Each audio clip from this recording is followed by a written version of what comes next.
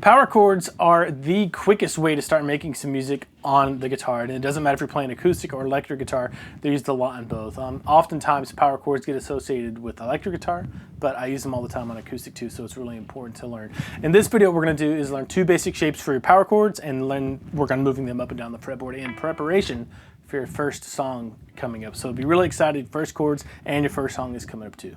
Before we get into it, be sure to subscribe here on YouTube or go to natesavage.com to sign up for regular email notifications for when new things come out. Also, you can sign up for a private lesson on natesavage.com if you need some help with this stuff. So we got to get into a couple of numbering systems that are really easy before we jump in to learning how to play power chords. And it's just the numbering systems for the fingers on your left hand, your fretting hand, I should say. If you're right-handed, it'll be your left hand for your fretting hand. If you're left-handed, your right hand will be your fretting hand. So it's really simple. 1, 2, 3, 4. Index finger is your first finger. Second finger is your middle finger. Third finger is your ring finger. Pinky is your fourth finger. So just keep that in mind as we start learning new chords and new things on the fretboard too. Okay, the frets of the guitar are numbered just like this. And if you don't know what a fret is, it's just the middle thing in the fretboard, the neck of the guitar right here. So first fret, second fret, third fret, fourth fret, fifth fret, and so on all the way up the fretboard. And when I tell you to put your first finger on the first fret of the low E string or something like that, I'm just telling you to put your finger right behind the fret, not on it, not toward the middle of the back, but right behind the fret to play a note.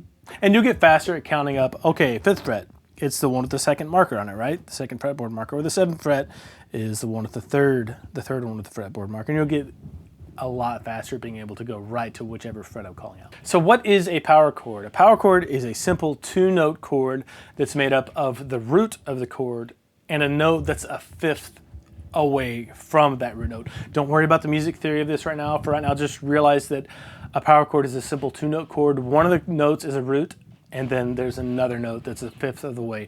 And the root of a chord, if you've never heard about that before, it's where we get our name for a chord. So let's say you're playing a G major chord, like an open G major chord, cowboy chord, something like that. The root note would be a G note, because that's where the chord gets its name from. If you're playing a G power chord, the root note of that chord would be the G note. That's the foundation that we build that chord on. So it's just followed by a note that's a fifth of the way. Those 2 notes make a power chord. Now the great thing about power chords is that you can learn 1 or 2 shapes if you want to for your basic power chord and then move it all around the fretboard. That one shape will cover you anywhere on the guitar. Like I said, we're going to be learning 2 shapes for your power chords here. They're a little bit different, and one of the shapes has a variation on it that I want to show you as well. But it's going to be pretty simple. In order to start learning chords on the guitar, you need to know what a chord diagram is and how to interpret it. So here is this first power chord diagram. And it's a G power chord. And if you look, the 6 vertical lines on here represent the 6 vertical lines of the guitar. And the thick string, or vertical line all the way to the left, represents the low E. And the thinnest string, the high E string, is represented by the vertical line that's all the way to the right. And you'll see the frets running horizontally here too. Now, if you see an X at the top of a string in a chord diagram, that's telling you not to touch those strings or play them at all. And if you see a black or filled in dot on one of the strings, on one of the frets, that's telling you to play that note on that particular fret, and the black filled inness of that dot is telling you that that's a root note of that chord. So we're playing a G power chord here, and it's telling you, you can tell where you're supposed to put your finger on it because there's a 3 next to one of those frets, and that's telling you to play that note with your first finger on the 3rd fret because there's a 1 inside of the circle, and that note is a root note. So that's your foundation. The root note is what you're going to build your power chord on. So that's the first step in the formula for building any power chord shape. Next, all you have to do is go up 2 frets and over 1 string, and then you can use either your 3rd or your 4th fingers. I end up using both depending on where I am on the guitar and what musical context I'm playing this in. But go up 2 frets and over 1 string. So you're going to be on the 5th fret of the A string. You can use your 3rd finger to play that, or your 4th finger, your pinky. Doesn't matter, whichever one's more comfortable for you. I use both again.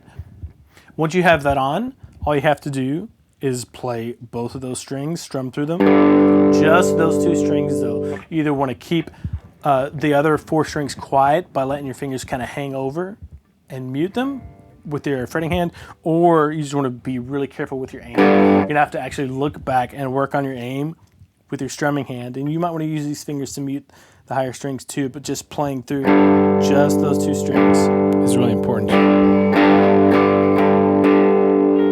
And you want to make sure you're right behind the frets too. If you go toward the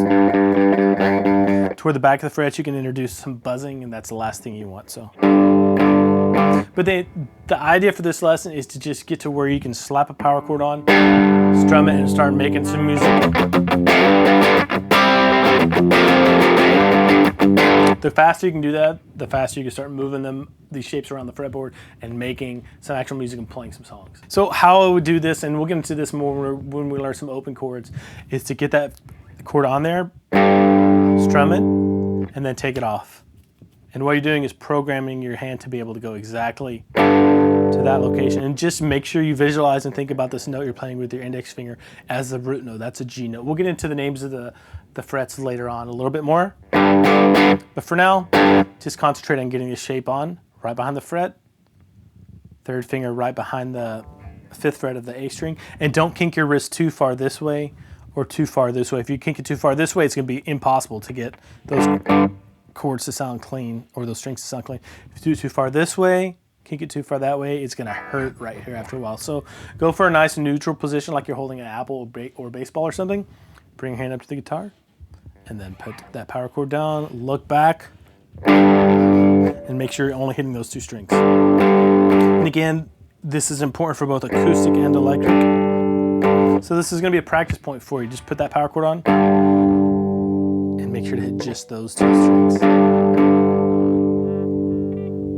All right, now for the second power chord shape, and this is really just an expansion of the first one, but I want you to have the first one down before you move on to the second one, because it'll make things a lot easier for you. So put your G power chord back on, and take a look at this chord diagram. It's telling you that we need an additional note now with your pinky, the 4th finger, on the 5th fret of the D string. So if you look at that note that you're playing in the chord diagram, it's filled in or black. That means that it's a root note again. That's just another G note. All we're doing is doubling up on the G here to give us a thicker power chord sound. So instead of this, we have this. 2 notes, 3 notes. So what you want to do is be able to go right to not only this power chord shape, but the one that's thicker sounding with that extra G note in there with your pinky. And again, we'll get into more clean chord tips later on, but for right now, just that neutral position like you're holding the baseball or something in your hand, really relaxed. Don't kink your wrist too far one way or the other. Make sure to get your fingers right behind the frets. And you're gonna have to work on your aim with this one too, because you need to hit all 3 strings instead of just the 2 that we had at the last shape. Okay, now for a variation on this second shape, and this is a little bit more challenging because it kind of gets into the world of bar chords, although this isn't a full bar chord. Instead of playing these 2 notes with your 3rd and 4th fingers, what you can do is flatten your 3rd finger out and grab both of those notes on the 5th fret of the A and D strings with your 3rd finger instead of using both fingers. And it's a little bit tough to get this coordination down at first, but it's worth investing in because it makes it a lot faster to just slap on a power chord and move it around the fretboard.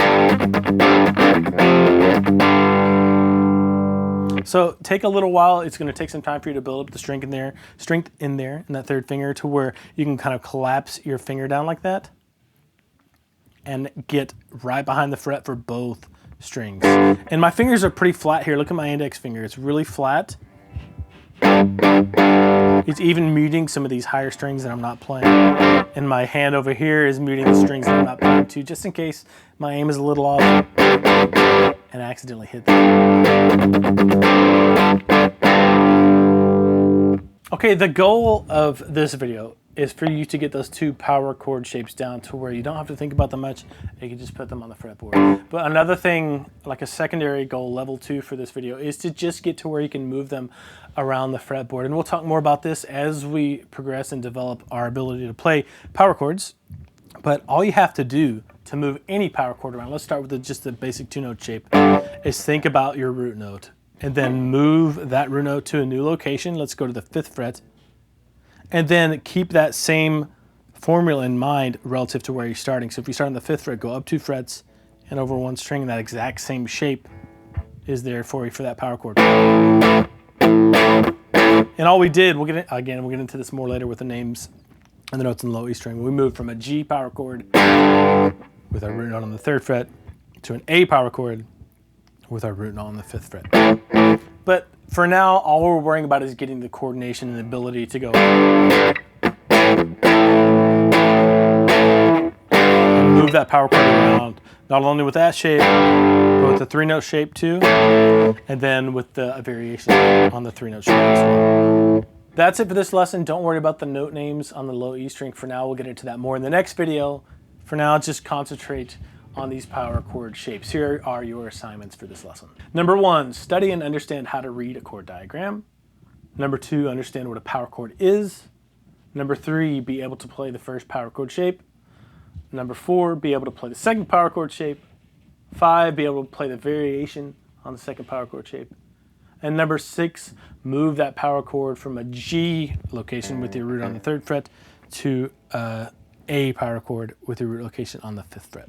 If you have any questions about this, as usual, you can just email me, nate@natesavage.com, or leave a comment here on the page. If you really need some help, schedule a private lesson with me on natesavage.com, and we will get things cleaned up and on the road for you. See you.